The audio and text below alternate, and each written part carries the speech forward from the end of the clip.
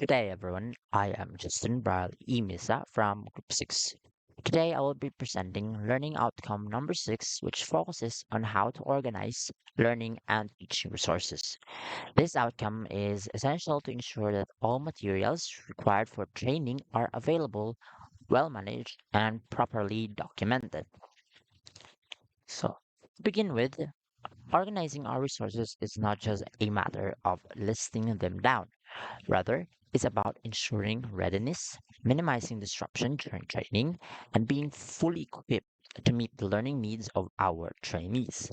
In other words, it's part of our professional responsibility as future trainers.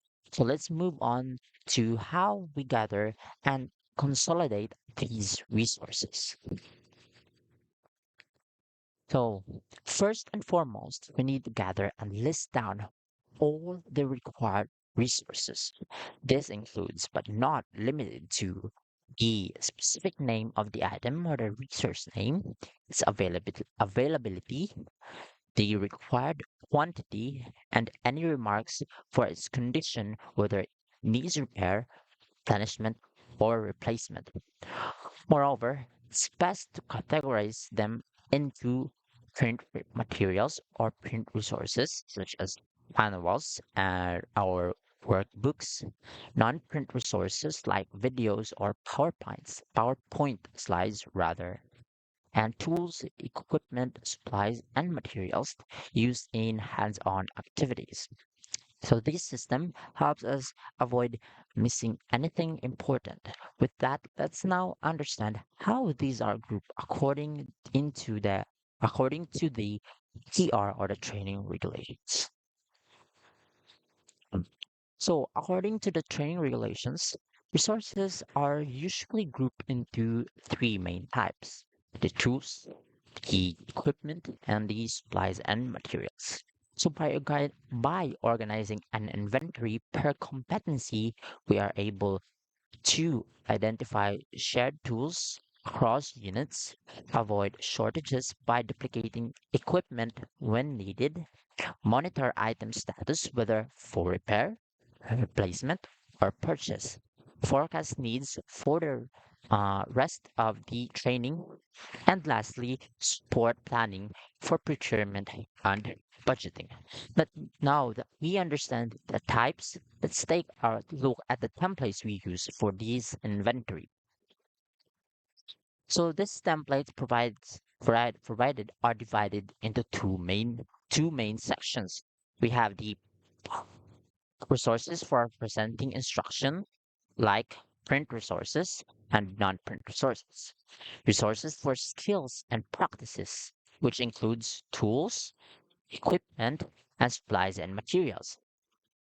So each template has columns to compare what's required as per training regulation versus what's available as per actual inventory, along with the remarks section to note that the status of each item, if there are any issues or any updates of that specific item.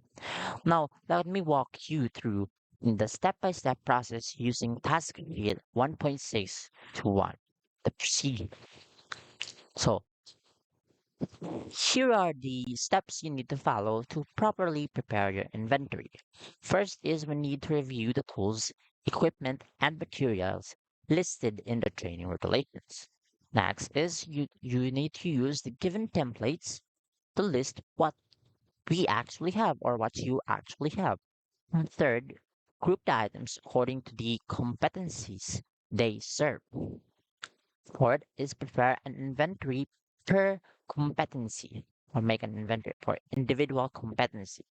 Next, we have to identify which items are shared among different units and evaluate your list using the performance criteria checklist. Seven is we need to present our inventory to our trainer. And finally, we need to keep a copy for future references like job sheet 1.5 to 2. Now, after following these steps, how do we know if our work meets the standard? That's where the checklist comes in. So, this performance checklist 1.6 is used to assess your inventory. It checks whether print out it's uh, it checks whether print resources and non-print resources are complete and or listed. Tools, equipment, materials and are listed per competency. And if their current status is clearly specified in the remarks section. Now, this ensures that your inventory is not only complete but also clear, organized, and ready for use. Finally, let's wrap up with a quick summary of our lesson. Now, to summarize, organizing training resources is a fundamental task in preparing for effective instruction. It allows us to be fully equipped, avoid delays, and support institutional planning. By using the correct templates, following the steps in the task sheet, and checking our output with the performance checklist, we ensure that learning and teaching processes are smooth, efficient, and professional. Thank you for listening, and I hope this helps us all in managing our resources effectively. Again, I am Justin Brad Imisa from Group 6.